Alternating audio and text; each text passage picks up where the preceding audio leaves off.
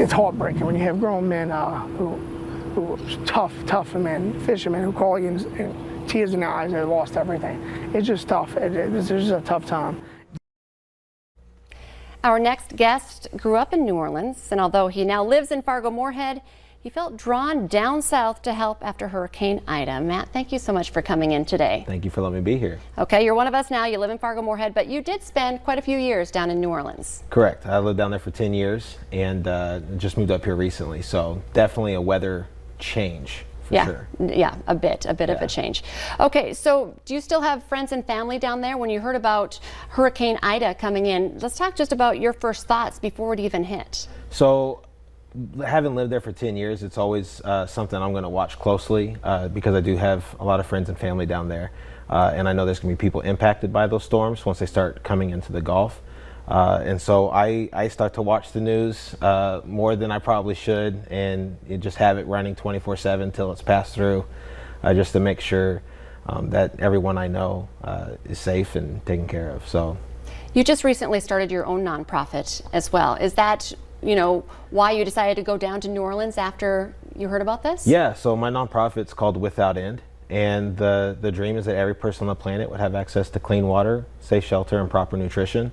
And this falls in line with that. There's no water, there's no food, and a lot of people's shelters are gone or damaged. And so we went down there to provide those needs and to meet those needs and help people.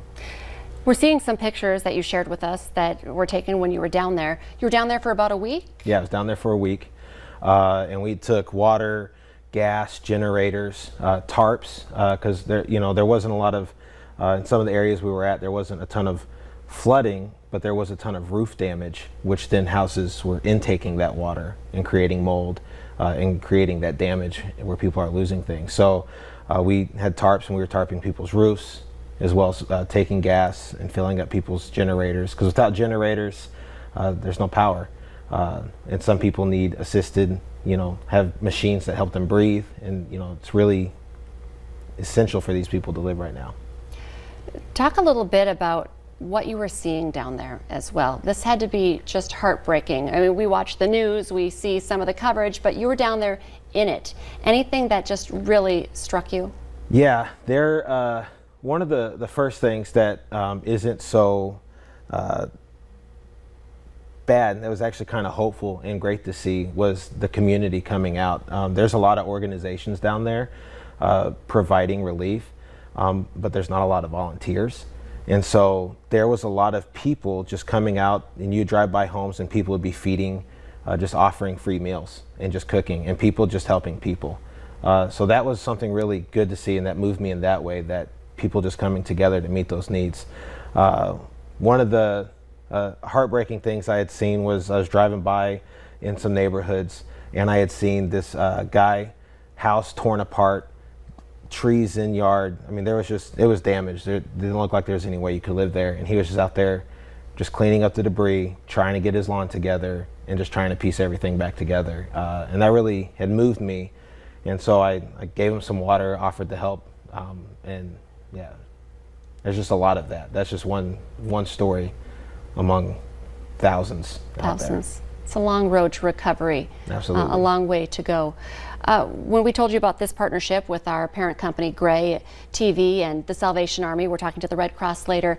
What would you like to tell people here? Because sometimes we're a little bit detached in North Dakota from what's going on in Louisiana. Yeah, so there's still a lot of need. Even though it's not on the news, there's a lot of need. And a lot of it, we associate New Orleans, and we say New Orleans because it's easier. I lived there for 10 years, and there's a lot of towns around that I still struggle saying.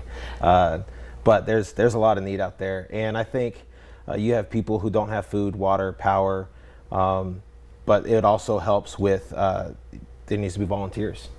And, I saw a lot of organizations, and it seemed like a lot of people were just struggling to get people down there to help. So definitely being able to give financially will help meet those needs, so you can resource those organizations to go meet those needs, but volunteers, any boots on the ground. Okay. Well, thank you so much for coming in and sharing your story. And if people want more information on your nonprofit, Without End, how can they find that? Yeah, so they can go to withoutend.co, and they can go on the website and they can go see everything through there. And there's a green button that says Take Action. And the idea is that we could have 1 million people subscribe to Change for just $1 a month. And we use that money to go meet these needs. Matt, thank you for what you're doing and for coming in and sharing your story today. I appreciate it. I appreciate it. Thank you very much. Stay with us. Coming up, we're going to hear from a former Valley News Live reporter who is now reporting in Louisiana. She'll tell us what it was like to live through the Category 4 storm.